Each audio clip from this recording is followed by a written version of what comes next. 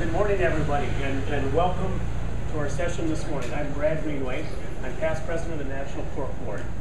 And today our panel is going to be Our Barn Doors Open. I know everybody maybe will look down, but anyway, the topic of the session today is transparency on our farms. Joining me on the stage today, we have three people that have been very active. We have Chris Souls, we have Aaron Brenneman, and we have Tom Titus. You know, the Pork Board has done a number of initiatives that we are trying to, consumers today are definitely wanting to know what we're doing on their farms. And so the topic of our conversation today and what this panel is going to discuss is how we can open up our barn doors and let people know what we're doing on our farms. We've got a number of things we're doing at the National Pork Board, Operation Main Street, where we empower producers to go out and give them the tools to talk to community groups. We also have social media using the hashtag #RealPigFarming.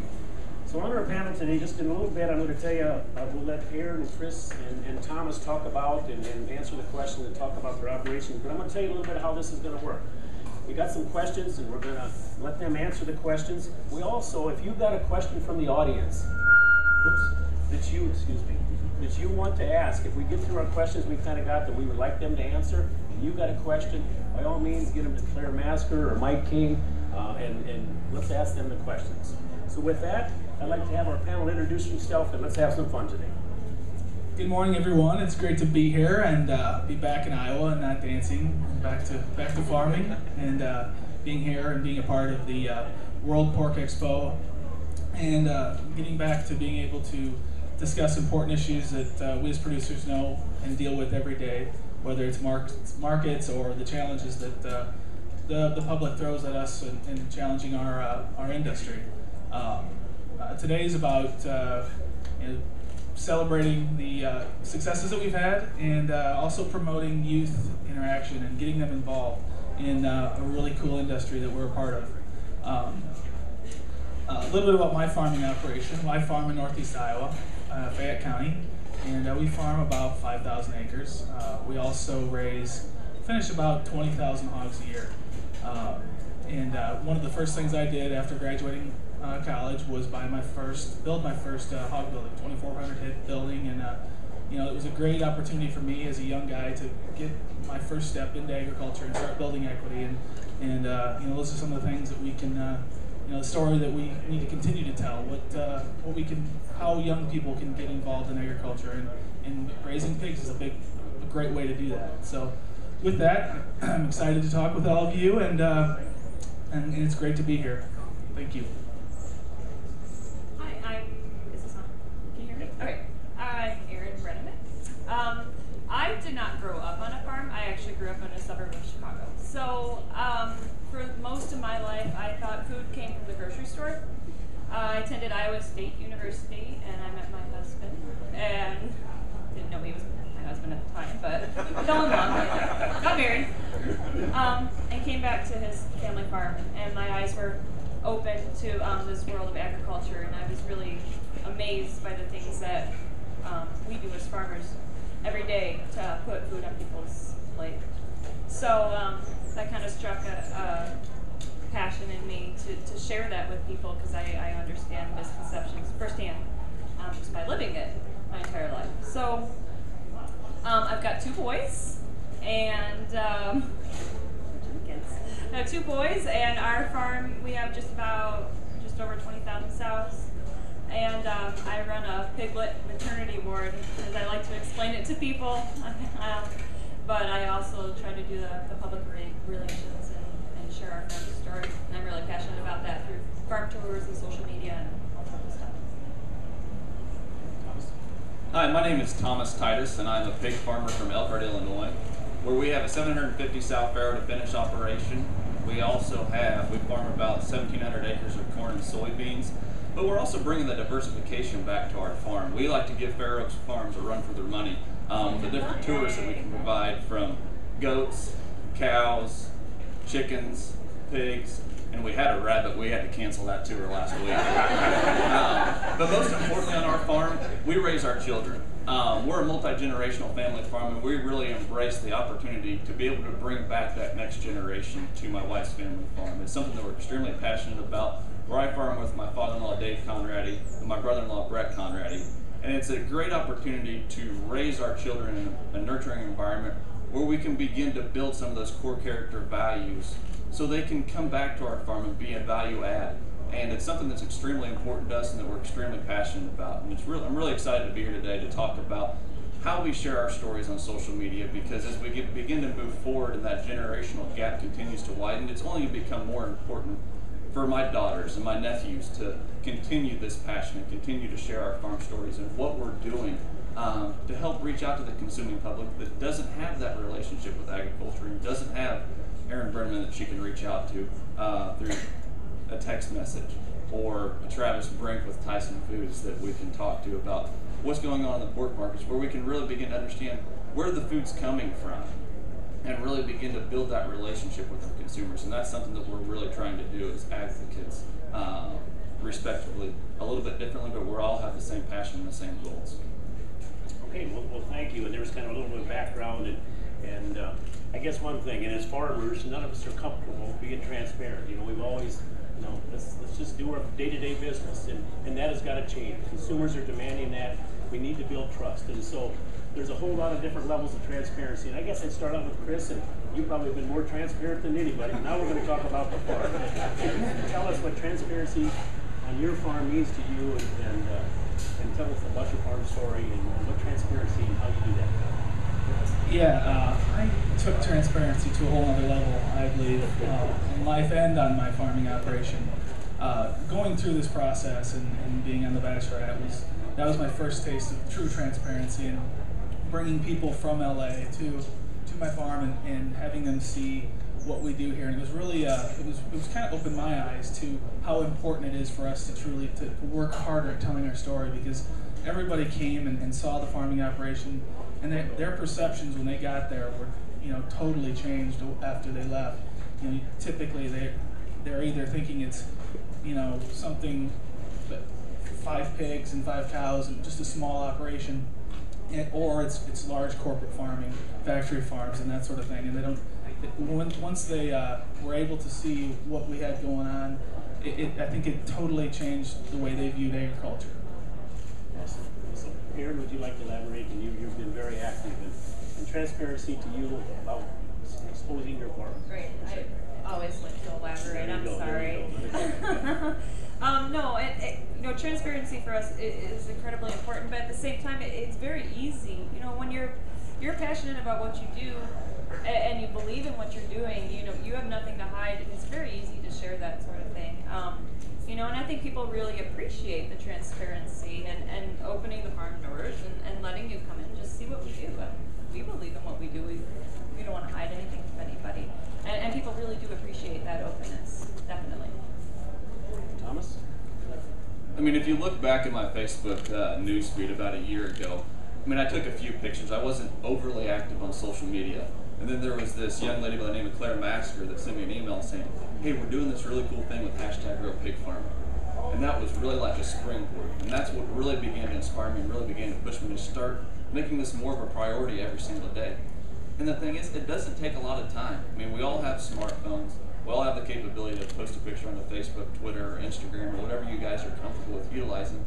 And it's a great way to share what we're doing on our farms, whether we're farrowing pigs like Erin every day, or we're grinding feed, or we're planting corn and soybeans, or we're trying to share some of the technology that we're using. It's a great way, and it's a very broad community that we can begin to tap into to tell our farm stories and talk about what we're doing and reach out to that non-farming public and really begin to increase that trust and transparency that we've lost with generations being removed from agriculture. And utilizing social media really helps give that opportunity to begin to further share our stories, and that's something that's really important to us. One I think, Thomas, and I know we talked about a little bit of last night, is you do something kind of unique of sharing your story. I don't know if you want to talk on that now, and that's been it's quite. Yes, one way that we do that on our farm, and a specific example is we have a purebred Yorkshire gilt. Her name is Petunia the Pig. You can follow her on Facebook, Instagram, or Twitter at #Petunia the Pig. I've taken a picture of Petunia every single day since she was born. And now, actually, the intent of Petunia, she was going to be shown, and she's going to be a mother herself. So, I mean, At the same time, she is a food animal, but she is going to be a mother. And the young man that actually owns her today was in the crowd, but Caleb Kaiser, a young man from Southern Illinois, is going to show Petunia for us at State Fair, and he's going to raise her, he's going to barrel her, and he's done a great job with keeping up with taking pictures of Petunia every day. And really what the entire purpose of the program is really not only to share what we're doing on our farms and showing what Petunia experiences every single day, but to inspire that next generation of advocates, give them that additional inspiration and give them that additional fuel to understand why it's important to share what you're doing on the farms, because some of those things that we do may seem like very mundane tasks, whether we're dumping a feed bucket or checking bulk tanks or making sure that last batch of feed was ground. Our consumers are extremely interested about those things, about how we're raising their food, how it's getting to their table, and Petunia the pig is just one way that we do that and how we share our farm story.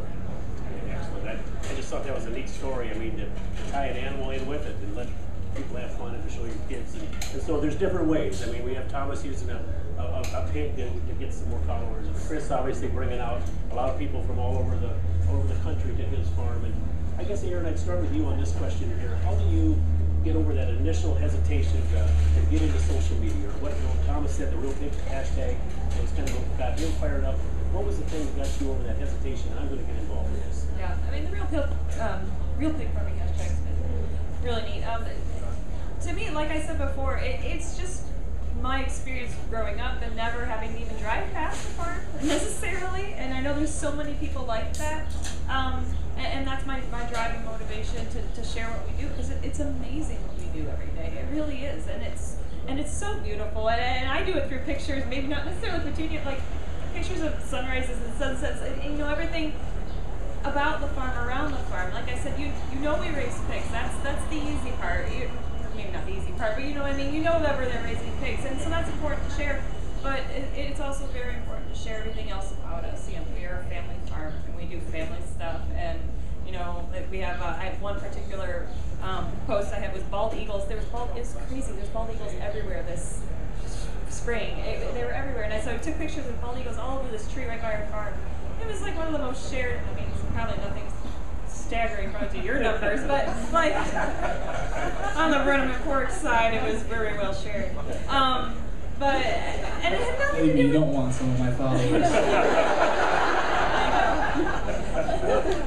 I should be thankful. I don't know. But you know, it was a little frustrating because I'm like, we're a pig farm and people are following us to learn about, and all you guys share is something about bald eagles. But at the same time, you know, I think it showed how well-rounded and you know, we are real people living a real world thing. I mean, what it does is it gives us an opportunity to personalize who we are. I mean, we're not just as the connotation of a factory farm. I mean, we're families. I mean, 97% of all farms are family farms, and it gives us an opportunity to share that other side, I mean, that personalized side of what we're doing on our farms, how we're raising our families, and how passionate we are about bringing that next generation back. Yeah, you want Yeah, you bet. No, I sure do. I can relate to a lot of farmers out there, and that I really had no interest in being a part of social media and being put into being a public figure now that I am. I sort of was thrust into that role, and then it's been really neat to start to post things about agriculture and take away. You know, I'm not a TV star, and that's not me. I'm a farmer, and putting those things out there, everybody wants more. I see the comments, people want more and more. So it's been really cool to be able to share what my passion is, and what I want to do going forward is to help tell that story. And I think it's important for all of us to begin to do that. And I think that people really will respond positively if we continue to show the awesome story that we have to tell. Very good. Maybe what we need to do is get Chris and just start dispensing some of them followers on him. We'll get a little bit to everybody out here. But you know, and we had some good comments. And by all means, if you've got a question, make sure you get it to Mike or Claire. I mean, we're going to have time to get some of your questions. So by all means, get them to each side of the room. I guess when we talked about the comments and positive comments, how do you, and everybody, we've all seen some negativity out there in the industry and some things. How do you guys keep it positive? And I guess if you could elaborate on, you know, you get some negative comments, do you respond to them, or if it keeps going? Or first thing, how do you keep your social media positive? Whoever wants to go. I get a few negative comments, Okay, but it's there you not go. relating to farming typically. Go ahead, Chris. Why don't you? I mean, so do you respond to some of them, or I guess yours is a little different case? But please. I guess I just keep it positive by putting up pictures that are pretty hard to give a negative comment to. I mean, there's so much positive that we see every day that most people don't get to see, and so I focus on like she said, the sunsets and the views from the tractor and things like that. Just show the positive things about agriculture.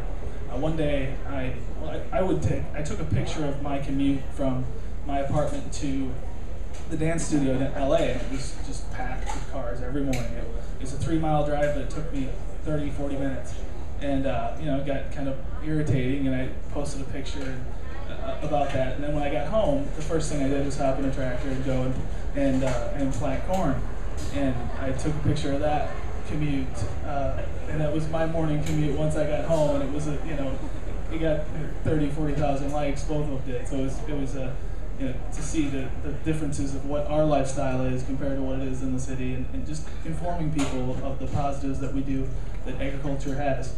Exactly, very good. And we think of that as farmers, there's so many things that are positive every day we're doing on the farm. And don't think that people aren't interested in that. So very good comment. Aaron, how do you keep yours positive? Because you're showing production stuff, you're showing whatever. And how do you keep your social media positive? And once again, I bounce back to the everything that we really are. Not necessarily, and I don't feel like social media has to be attacking burning issues. I mean, by any means. It's showing who you are, rounding yourself out so the people know you, trust you. And then, if they have a question, they can come to you and ask you about those burning issues. And then you are, once again, you're a reliable source for them. Because Google is not a reliable source. and we need to be, farmers need to be the voices about farming. And so, like you said, it's just showing all those little things that you see that catches your eye, makes you maybe think about every day. And that's what I think people appreciate. And so the negative stuff, they've got nothing really to say, nothing new. And I tell these guys, I'm like, we have a different, new, fun story every single day. And that's such a neat thing for us to have. And so sometimes it's irritating, but it has to just be brush past it. Thomas, you probably deal with that more than I even do. You probably I have might more bring to it say upon about that. myself sometimes more than I should. Because our negative detractors are typically pretty loud and boisterous, and whenever they are, and sometimes can be very vicious. They like to cut right through your core. But a lot of those times, those people on Twitter are just an egg. They're nobody. So you have to begin to understand the conversations you really want to engage in. But it's sometimes those tough conversations that you have to have. It's those bystanders that are watching that you really can help make that impression on. It might not be fun, it might not be comfortable, but sometimes you have to have those type of conversations with people on Twitter or Facebook or Instagram to continue to broaden your outreach and educate the general consumer about where their food's coming from. And it's extremely important to continue to do that. I think it's also, if you just want to post pictures and have fun with it and show people and make it, because I think it adds a level of personable level. I think people are so disconnected. They don't know who farmers are right now. They don't know, they think factories, and they don't think about family. They don't think about family farms. They think about factory farms, and that's what we need to. We can squash that very easily by showing what's really going on. And I think they made some good points, and putting a face on behind the food. I just relayed one of I spoke to a group down in Texas, I think it was, and this gal, when I got done talking, she says, Brad, she says, I trust what you're doing, and she had no idea who I was from Adam. She said, I trust what you're doing, but how do I know all the rest of the pork producers or pork pig farmers are doing the same thing? And she didn't know me, but it was putting a face on, and that's what these three are doing, is putting a face on farming and what they're doing every day. And so that's really what it takes, is opening up and doing that. Erin has got a little different perspective. She come from the city, so she's probably got a lot of friends that that she can. My wife's in the same situation. She said, "Brad, you get up and talk, and I'll do the tweeting and the Facebook." But again, from the city, and so she's got friends that have no connection to the farm, And so it's a unique opportunity. And so we've got a great cross-section here of people. So Aaron? Yeah, and I've had several opportunities just from friends back home wanting to come and see our farm. And so that's like, to me, if one person has done that, I've done my job. And so, you know, it would come to me instead of going somewhere else. I've done my job. And offering personal interaction, maybe not recommended in your situation, but in ours, offering a personal interaction is a huge, very powerful thing for anybody that has questions, whether it may seem hostile or not. Oftentimes is really a phone call, like we've lost personal interaction. Phone call or a hard visit is very powerful in that situation. Very good. Well, we've got some questions from the audience, and keep coming if you do. This one here says, with social media being so big now, how have you dealt with negative comments? We talked about the positive, and a couple of you touched on the negative comments. And they say about GMOs, and so GMOs, and we're talking about pig farming too. So would somebody like to tackle that? We talked about some positive, we touched on the negative, but if you want to elaborate on some negatives of whether it's GMOs, pig farming. I get negative comments on GMOs every day, but I honestly, I just don't go there. I don't think that I could. When people post negative comments on social media, I don't necessarily use it to create an argument, because I really can't in my position. And I don't think you could really truly convince someone when they have those kind of opinions. Sometimes it's a fight that I'm not willing to tackle, you know. But I think there are people out there that, you know, I think Thomas, you probably are a little more proactive in taking that battle on than I probably am. When you get 30,000 likes on one post and probably 1,000 comments, it's probably tough to keep up. Whenever we only have a couple hundred likes, like 10 comments, it's a lot easier for us to keep up with responding to those. So, but yeah, whenever we do get negative comments like that, it depends upon the type of question, who it's coming from. If it's a real person, I always try to respond to that question. And if they have a real heartfelt question about why we're doing something, I always try to respond. But if it's somebody that doesn't have a personal picture up there, it doesn't seem like it's a real person, it's just somebody trying to detract away from what I'm doing on my Facebook page, how I'm trying to share my story. Usually I won't field those conversations, but whether it's GMOs, antibiotics, the type of housing systems we utilize for our pigs, I try to be open and very transparent to help build that trust with our consumers. And if they have a real question, I try to answer it.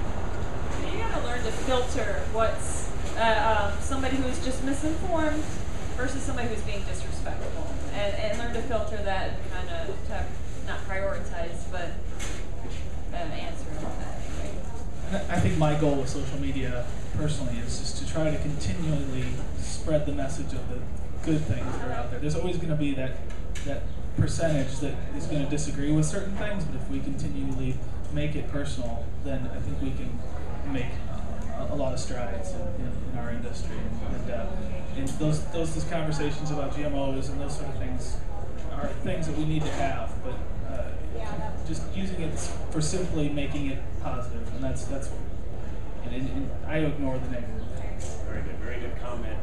And sometimes pick your battles, you know. And I think they've alluded to that. You don't go there if you. And so anyway, great. More questions coming from the audience here. How has social media changed for you on the farm today versus a year ago?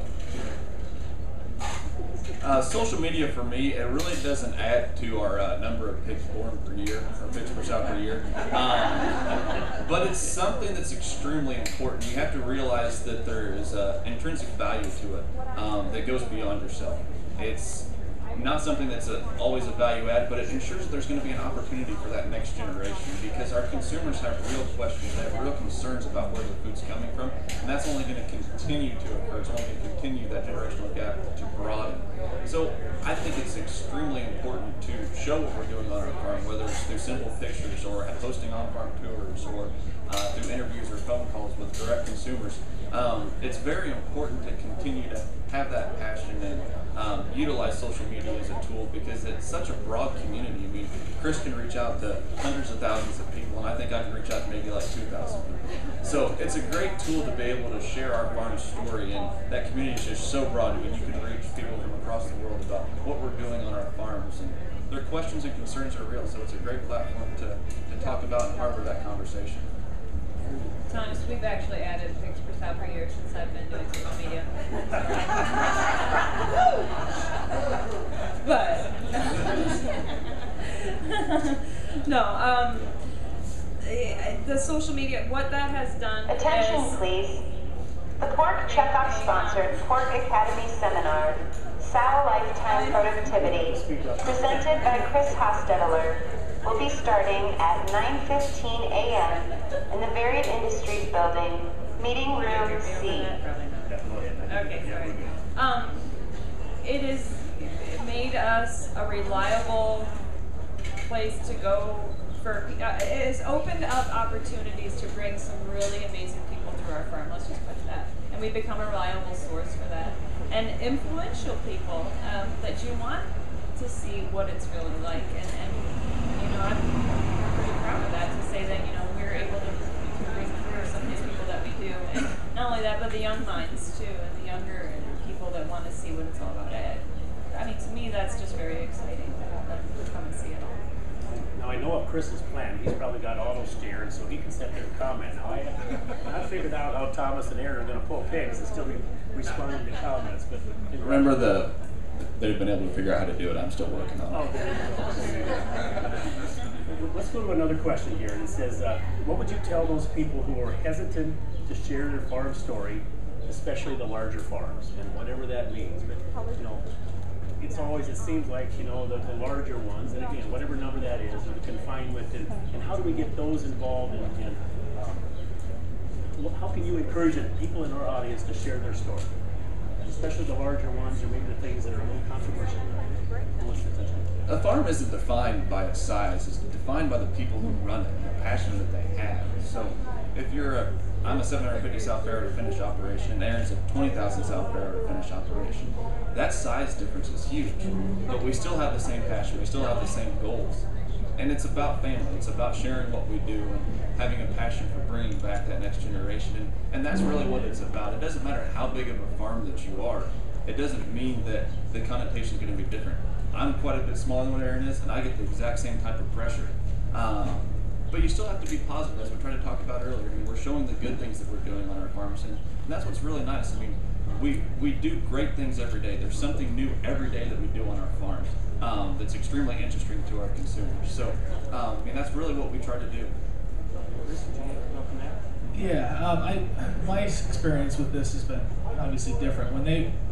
My thrust into the public eye was one of the first things they wanted me to tell them about the farm. Everybody about what my farming operation was like, and part of that was, you know, telling them how many acres we farmed and how many pigs we finished. I was hesitant at first, and I didn't really know how.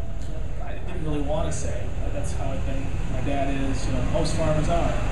But at the end of the day, I felt like that was the only way to really give the public a true perspective on what farming is today. I mean, there's large farms and small farms, but just because we farm 5,000 acres and finish 20,000 pigs, it doesn't mean we're a factory farm. I mean, I think that's where that perspective needs to be changed, and you know, giving everybody that idea of what a farm size, a typical farm size is today, because we're still a family farm, still ran by my dad and my mom and I and a few employees. But I think getting over that hump is important, and we need to be proud of whatever farm size it is. Like Thomas said, it's not about the size, it's not about the size. It's not about Well, I was going to go to Aaron with this next question. I'm not really sure she's going to be able to continue with that answer. Aaron, how can we get you the large farms? I work on a sow farm every day, and I can play along. No, as far as I'm concerned, you know, I think as far as the consumer is concerned, if you have more than a couple pigs outside, you are a factory farm. You know, I don't know what the definition is either, necessarily, you know, but Thomas and I, like you said, you know, we're all different sizes, but, you know, we still seem to get along. And I think it's important for us to remember that as producers, that we cannot start to pit ourselves against each other in that way. You know, there is a place for everybody, and I think that's very important to stress. You know, and that we all need to be together in our different styles, whatever's best for us. That being said, no way is better than the other necessarily. It's all how you appreciate it and how passionate you are about And so, yeah, I know I run into that quite often, but and I keep going back to that. That's why it's important for me to share all those other things about us, to shape that vision of who we really are. And then, oh, by the way, here, if you have questions, we can show you. And I think that's fun. I think the panel brought up a great point here. We see it in the pork industry, the diversity. And so it's important that everybody, whatever size you are, to post out there, whether you're a 4-H show pig person, whether you're a very large integrator, whether you're a contract finisher, post stuff out there, let people know that the diversity of the industry, and it's no different whether it's crops, what it is, all sizes. And whoever made the point, whether it was AR about we can't be pitting one farm against the other. There's room for everybody, and we've got choices, and let's appreciate that. Another question from the audience is, have you found that a person with a negative comment is surprised when you actually respond? And then are they open to two-way engagement? I mean, they throw a comment out there and you respond. Does that take them by surprise, or comment on that? I mean, sometimes it does. There was one egg on Twitter that I actually harbored a conversation with. Whenever I say egg, that's typically I consider they're not a real person. They're someone that's just a detractor. But I harbored a conversation with them for probably about a week. They continued to ask PM our personal message questions about what we do in our farm, and every single time they would try to scaffold to a different place. But every single time I responded in a positive way. I responded to their question respectfully. And why I continued to have that conversation, they didn't take that down a dark path. They didn't start dropping using curse words. They didn't say I was the first person in the world. And by having that conversation, I found out about their family, where they were from, and began to really understand who they were, even though their entire purpose on Twitter was to defame us as farmers. And I think I really began to have a breakthrough with maybe not all farmers were so bad. Maybe we do have some compassion for our animals. And we are out there trying every day to be able to raise a safe and nutritious meal, not only for our own families, because we're going to the same grocery stores, but theirs as well. And that's something that's extremely important. Aaron, I'm going to let you go next on this one, so if you want to throw something that's embarrassing, you go right ahead.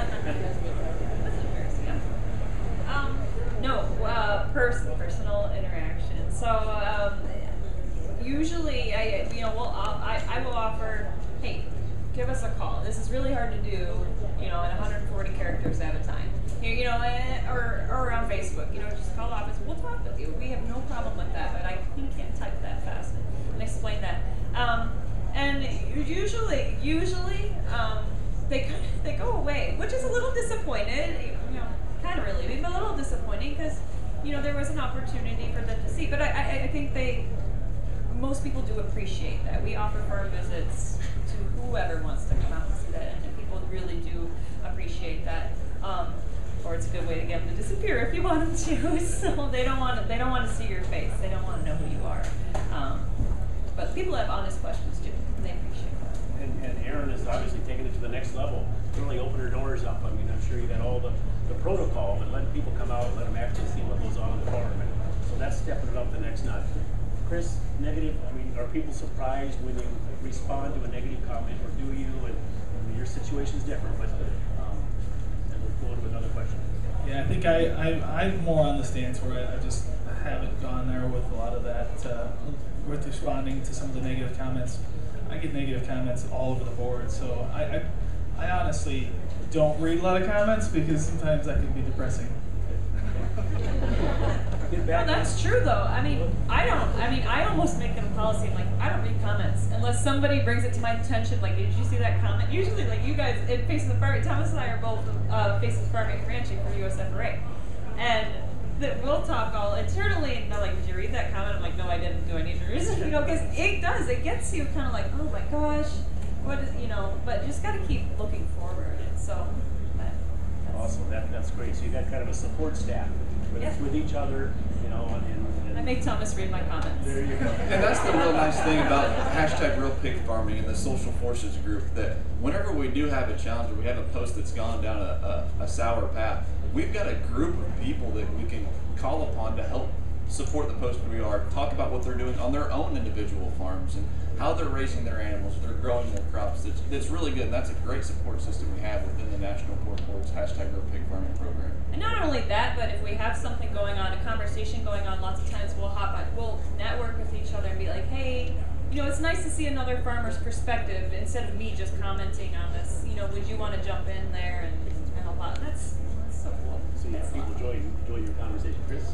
I think I'd just like to have Thomas battle all my comments for me. I'm going to do that. You would. I'm sure, sign me up. Well, this maybe leads into a question from the audience. And so how much time does it take you? I mean, if you're going to give all your questions to Thomas to answer, Thomas to respond to. It frees up a lot of time for us. But seriously, about how much time, the person in the audience, how much time do you take to do the social media stuff? Farming is fast-paced, it's easy to get caught up in the stuff day to day. And so, about how much time do you take, and then how do you juggle that with everything that has to happen on the farm? Depending upon each and every day on the farm is different. I mean, I try to have some designated times of the day where I try to focus a little bit more upon social media, because if you don't, then you become consumed around it. I try to do it usually early in the morning.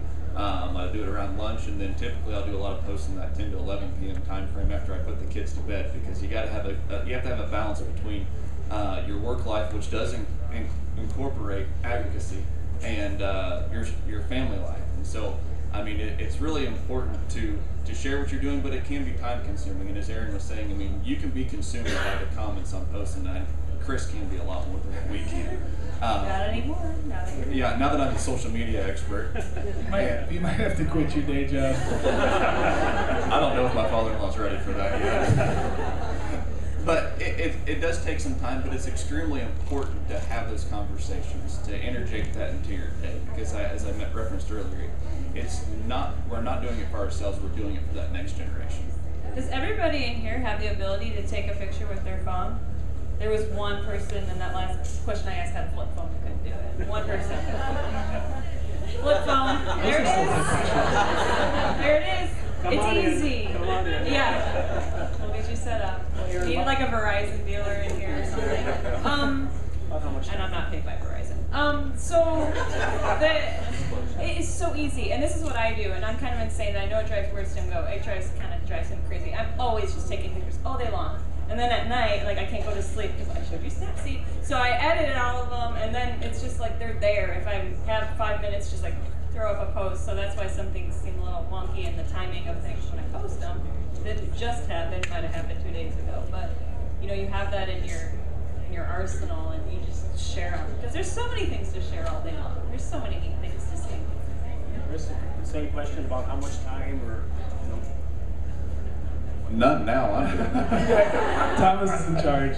Like I said, I try to focus on the positive things about agriculture, and there's a great story to tell, and I just focus on telling that story. I posted a picture yesterday of us. We finished planting, and there's 234 comments on there. There's just no possible way to go through that and deal with all of those, but and a lot of them are positive too. So my main focus is keeping it simple, sending a positive message, and you know, I think everybody, whether you're like Thomas and Aaron and really get into that, or like me, like I it's not my number one priority in the day, but I want to continue to send that message out there and do it. And you know, I think that there's, no matter who you are, just something is better than nothing. Right? And Chris brings up a great point, and so you can see the engaged. We've got a very engaged panel on social media, some more than other. And as I look at the audience and the people, and I think of my own situation, our own situation, and it doesn't just have to be social media. I mean, that's what we're talking today.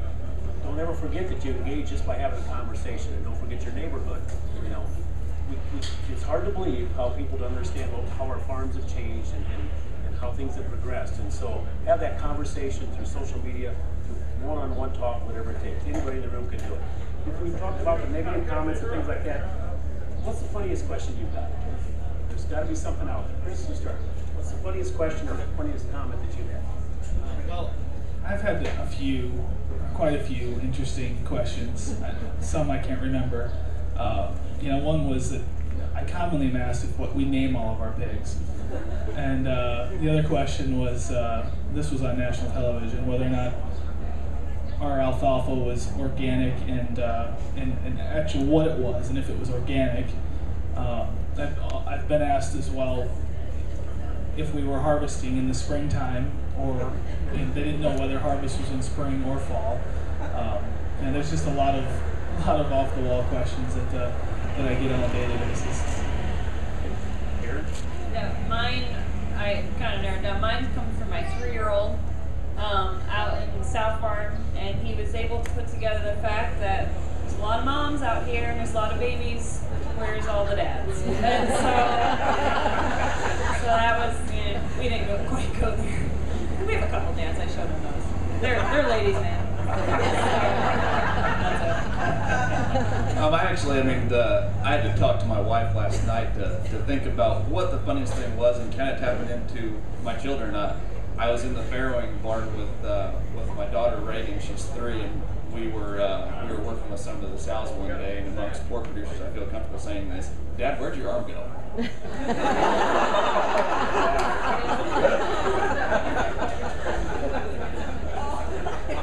Once again, I'm going to bring it up because I brought it up again last night, that all those questions, we have to remember people really don't know. They simply don't know. And I think sometimes we feel like people are being ignorant of what we do, and we can't go at it being angry with people. I mean, people really just have no idea, and they're thirsty for the knowledge, and they just need a good source. So. Yeah, you have to be patient with those questions and answer them honestly, because they honestly want to know. I mean, regardless of how elementary the question is, they're asking a question and really want to know, and to take the time, because some of this stuff, we grew up doing all these things, and getting those questions may seem like it's not even worth answering because you just have no understanding. But take the time and be patient and answer them as best you can. And laugh at them later. when you're at a forum thing. Do we have any other questions from the audience? I don't know where we're at on time, and if there's any other questions out there. If not, we're going to move on, and then by all means, ask the question. You've heard, some of the funny questions from the mother's son in the farrowing barn to bringing somebody actually out on the farm and taking a look. And you got to realize we're 1.5% or 1.5 to 2% of the population, and so I appreciate their comments that there is never a bad question. They just don't understand, and so that's our job here, is to help people understand what we do every day. And so, what was we're going to kind of get in. What's the most rewarding thing for you guys to be a pig farmer? Well, we've been told time and time again, feeding the world has no resonance with people anymore, which is unfortunate. But, to me, that's just so cool that growing up in the city and what I do every day has such a huge purpose.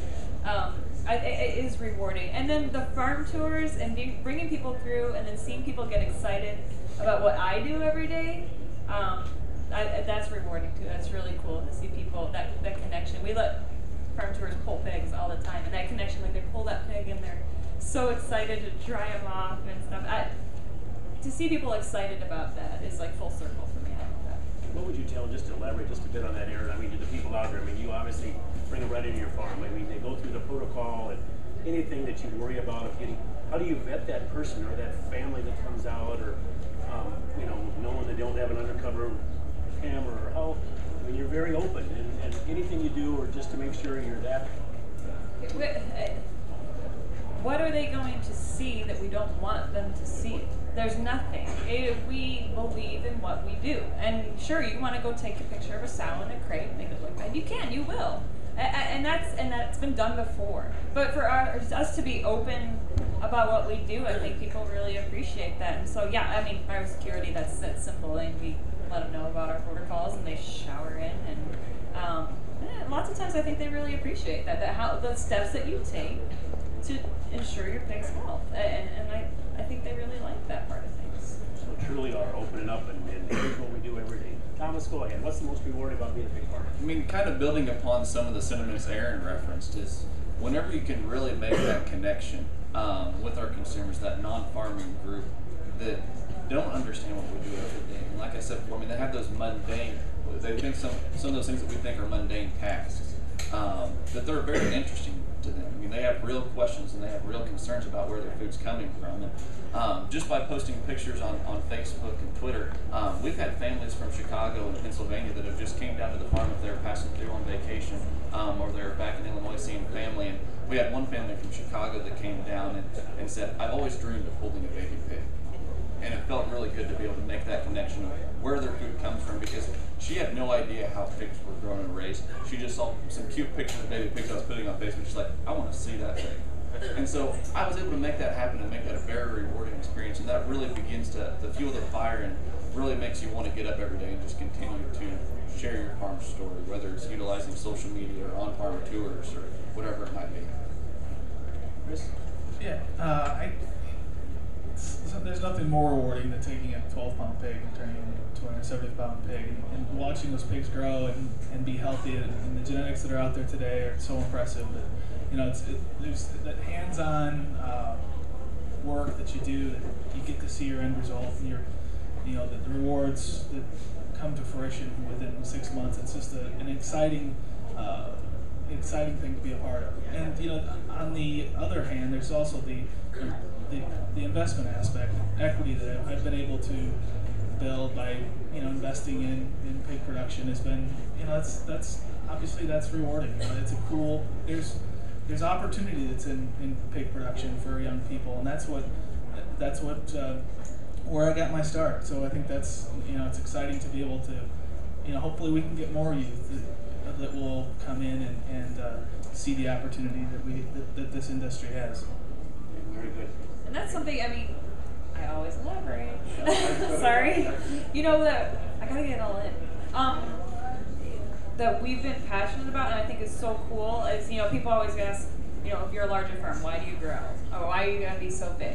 And it's like, we don't grow because we want to be big. We grow because people want us to grow. We grow because young people come to us. They want to get a start in agriculture, so they might put up a big building for us, and you can't turn that down. That's the core of it all. And so we grow because the community basically asks us to grow it, and they appreciate us being there, and that's just a really neat thing. And then that's the part that I don't think people I know people don't see and don't understand. You don't grow because you want to be big. And what better people to grow than people that are really passionate about what they do. An awesome comment, and you can see the passion up here on every one of them. Everyone's a little different on why they love being a pig farmer and why they're doing the things that they do every day. And everybody in this audience and on these grounds has some connection to the pig industry and have got a passion for it, so that's awesome. I think we're getting close to winding down here. Is the time-wise probably? I guess I'd like some closing comments, or is there any other questions before we kind of close things out? And just raise your hand if you... Oh, yeah. You guys talk about raising pigs and all those kinds of things. That's kind of the neat part about bringing people on your farm. You said some of the comments were like that wanting to work from the 3-year-olds, and you got that realization that you're probably talking to people that are 40 with a 3-year-old, or that's what happens. But the question is, the neat part's raising the pigs. The tough connection is killing that pig and turning them into food. You guys comment a lot about that with people. You have people that now, they realize you're the producer. You got to make the connection between pigs and food. Do you do that? Did everybody hear the question? Basically, his comment was the fun part. We talked about the raising and pulling pigs and seeing the babies grow, but ultimately they're going to be food. And so, how can they make that connection with the audience? Is that fair? Yep. Can you relay that eventually it's that bacon that we're talking about here? And so, how do you address that? Whoever wants to go. Whenever we begin to have those conversations, because there are certain segments of our online social community that go straight to that, or you guys just slaughter animals, you just kill animals. But we raise pigs as a food animal. They have a higher purpose. They nourish not only our own families, but families across the world. And as Aaron said earlier, a lot of our consumers aren't satisfied with that response like they were before. But we raise animals in a way that we provide care, we provide compassion, and we provide them the most comfortable environment while we are taking care of them. But we realize that they have a higher purpose. It's not just gruesome. And sometimes whenever you're having those conversations with individuals that go straight to that topic, and that's whenever you have to begin to kind of filter through the conversation, what they're really looking for, what their true question is. If they do have a heartfelt question, try to answer, but if they go straight to that, typically they're just looking to divulge into a conversation that a path you don't want to go down anyway. Yeah, for those conversations for me, we have to be on the same playing field as far as you understand that these pigs are being raised for food. We have to, usually if they're not on the playing field, that's a very difficult conversation. But if you start there, that we're both on the same page and we do understand that, then The only way I feel about it is if they are being raised for food, don't you want them being raised by me who cares for them every day and does all these things to make sure that they are healthy and comfortable, you know, all throughout their life? I don't know what else you would want, you know, for them. For me, for those conversations, we got to be on in that same ballpark. Thomas, you probably take on some that are not on that same ballpark, but that's okay. That's good. You're good at it. Chris, would you like to? Yeah, I mean, I can just kind of echo what they've all said. They're all, you know, just focus on the positives again. That the pigs have all been raised humanely. That, you know, the final end is as humane as possible, and they're, you know, raised for a purpose, and we're feeding the world, and that's what has to happen to feed the world. And that being said, with all the elementary kids and kindergartners, I mean, they all know what pigs are. No, we don't describe the slaughter process in detail to them when they come to the farm. They all know that they are bacon. I mean, kids know that pigs are food. Even kids know that. I mean, so I don't know. I guess I don't know if I answered that. Yep, no, I think that. Mike, you got another question? You know. Just for the end. Oh, okay. Okay, well, good. I think if there's no other questions from the audience, I guess as a wrap up, I'd like each of you to, not only for me, thank you for being part of that. Thank you to the audience for being here and being engaged and giving us your questions. I guess in a wrap up, I'd like each of you I'd like everybody in this room, when they leave, to have the confidence that they can go out and do something, engage. And so, give your perspective and your final comments.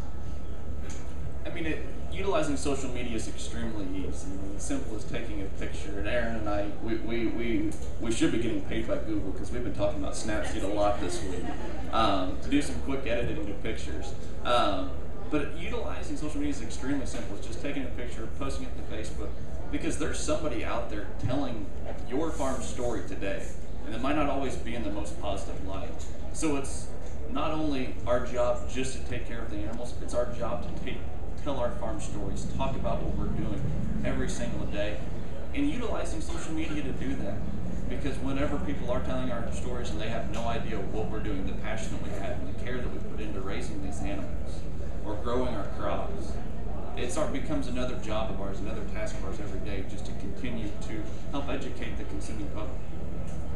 Yeah, I think, I didn't grow up on a farm, but I think there was a period where you didn't need to, I mean, there obviously was appeal. You didn't need to do that. Everybody knew what you did. So that, you know, there's some hesitancy, if that's a word, hesitation for doing that, but I think really, honestly, we have to. I mean, it is not an option anymore. I don't think information can be shared so fast, and it can be so wrong, and we really all need to go out there in full force and do it. And it doesn't have to be what we do on social media to that capacity. It could just be a picture here and there, or, you know, feed line's broken. I don't know, but you know, I really do think we're at the point where we really all need to step up and do this and share this, because some people are out there telling your story, and I don't know if you've been out in the social media world of it, but lots of it is not pretty. So we want to make sure we're doing it right and sharing it. Yeah, I mean, to echo with these guys, again, I mean, we have a great story to tell, and we need to be proud of what we're doing here. People want to hear the story, and we don't have to focus on the negative. There's a lot of people, there's a minor percentage that do focus on the negative and throw bad comments at us, but there's a lot of people that just want to know, and we have a responsibility as those in agriculture to tell the story now, because we are 1 to 2% of the population, and it's not that hard, and you can have fun with it, but my main thing, be proud and show what you got going on. Thank you. And I guess just a couple things, and I'm getting off the National Pork Board, but there's some programs out there, and you guys have a support staff. The National Pork Board, this Real Pig Farming hashtag that you see on the back of our shirts. I think right now our VP of Communication is out in New York because they're up for an award. And just think about that. 1 year ago it was launched at World Pork Expo, and we're in the process of possibly getting the top award for the social media in New York right as of today. And so everybody in the room that's been involved with that, thank you for doing that. There's Operation Main Street, which is more going out and speaking to, I don't care if it's a group of 5 people or a group of 500. There's training on that, and so the National Pork Board is a good resource to get some of the things that you need to have the confidence to go out there. And so with that, I would just like to say thank you to our panel. I'm sure they'd like to visit with you afterwards if you've got some time. Thank you for being involved the way you are, promoting our industry, and being proud of what you do every day. So let's give them a nice round of applause.